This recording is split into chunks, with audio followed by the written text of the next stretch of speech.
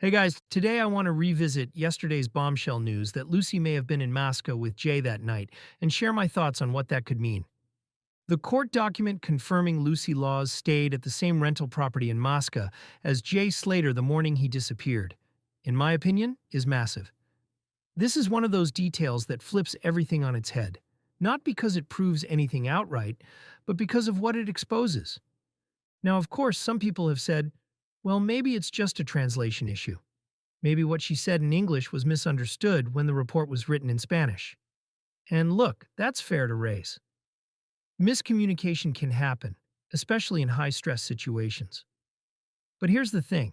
Duncan, who's followed this case closely and has actual experience both reporting crimes in Spain and working alongside Spanish law enforcement as a translator, has explained how the process works. According to him, it's standard practice for the Guardia Civil to go over any statement with the person giving it, line by line, making sure it's accurate before they sign it. It's not rushed. It's not sloppy. It's part of the process. Lucy would have been given the chance to read it, to correct anything that was misinterpreted, or even go back and amend the statement if something later turned out to be wrong. Lucy went to a Guardia Civil station to give that statement, and as Duncan has pointed out, it wasn't even the one closest to Masca. That might have been because a translator was available there, which should have ensured the statement's accuracy. And even if there was a language barrier, getting something as major as the difference between being together with Jay in a holiday rental in Masca versus Jay being there alone while she was back in Los Cristianos. That's not a small slip. That's a world apart. So to me, that gives the document real weight. Because it's not just some loose translation floating around, it's a formal legal statement, reviewed and signed with opportunities to change it if needed. And it reveals a fact that had never been mentioned publicly. Lucy was at the same rental in Masca as Jay the morning he vanished. For almost a year, the general understanding, what most people believed, was that Lucy had gone back to her accommodation in Los Cristianos. That's the impression everyone had. And you know what? She never corrected it. Not once. She never publicly said, "No, I was actually in Masca." She never clarified, "I stayed at that property too." And to me, that silence, that omission, is a huge red flag. It doesn't mean she's guilty of anything, but it does mean we weren't being given the full picture. And when a key figure in a missing persons case lets the public believe something that isn't true, without stepping in to correct it, that's significant. Her Facebook posts, her GoFundMe description, they're vague. You go back and read them now, and it's hard not to see that vagueness as deliberate. She says she left the festival early, says Jay called her lost with 1% battery. She mentions how remote it was. She describes worry, panic. But she never says where she was when that call came in. And because of that, people filled in the blanks. They assumed reasonably that she was back at their base in Los Cristianos. That's where everyone else was meant to be. That's what made sense. But now we know she wasn't there. She was at the same house, in Masca. The house Jay either left or never left. And somehow that fact only emerged months later, quietly buried in legal paperwork. And even when Lucy eventually gave an interview, she refused to face the camera. Her voice was heard, but her face stayed hidden. She spoke off camera, looking away, offering no eye contact, no accountability. And I understand people process things differently, but when someone central to the timeline chooses not to be seen while giving their side, it raises questions. That to me is not a minor thing. That's a central piece of the timeline, and it was kept from public view. Now, of course, I want to be really clear. This is all my speculation. These are just my thoughts based on what's publicly available.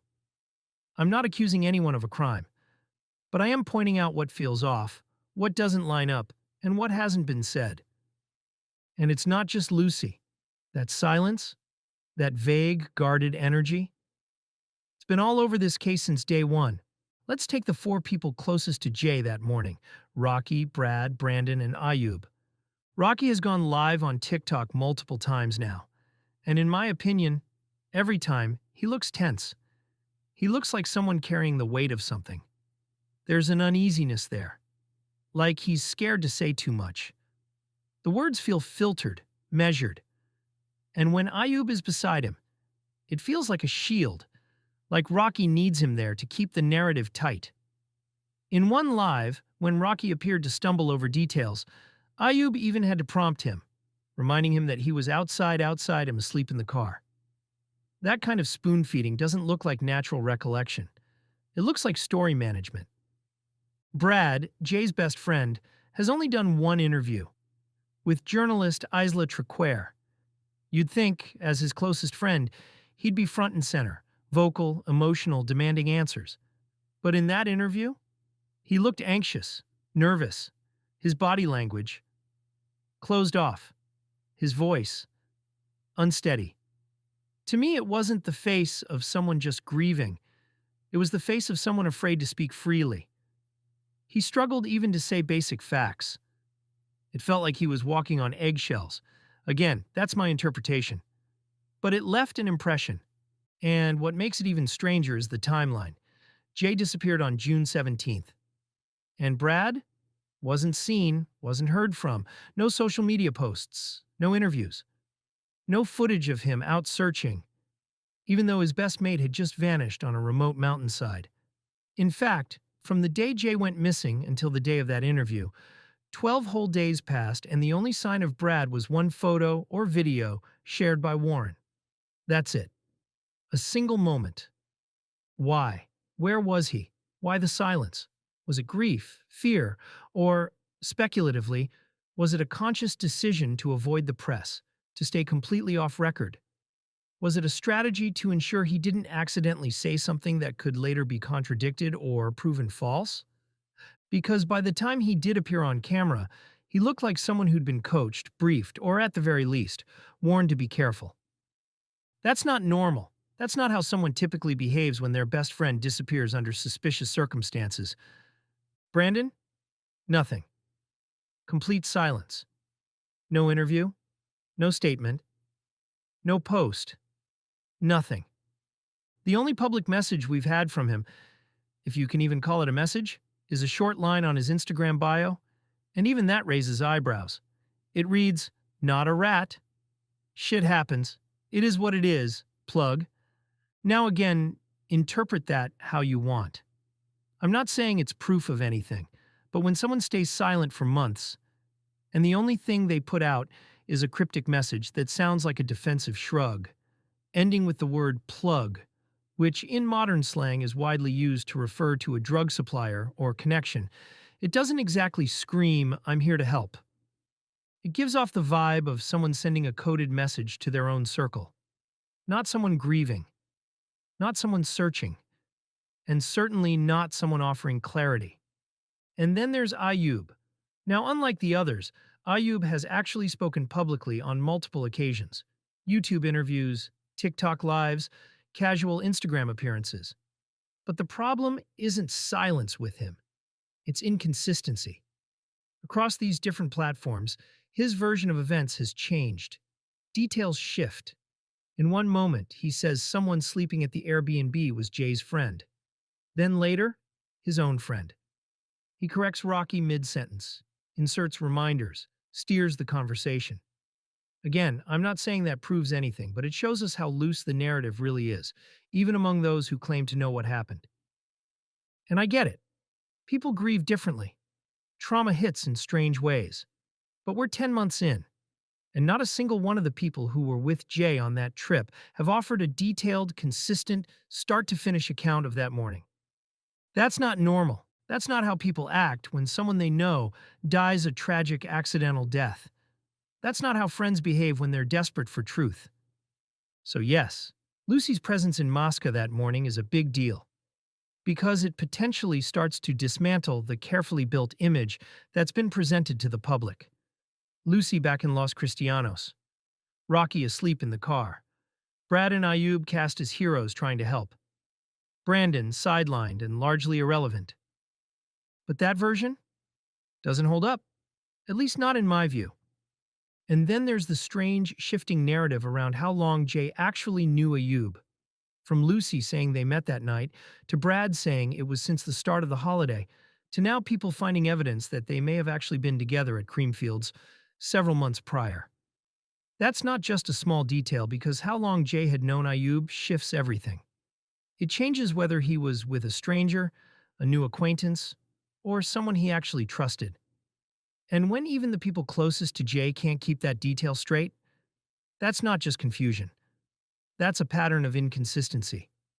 Given that now most people believe Ayub was known to the group before the Sunday, possibly by all of Jay's friends, another question opens up. Ayub has said publicly that they were all out looking and shouting for Jay near his last phone ping at around 1:40 a.m. But if that's true, did Ayub go with Lucy to the Guardia Civil Station earlier that night?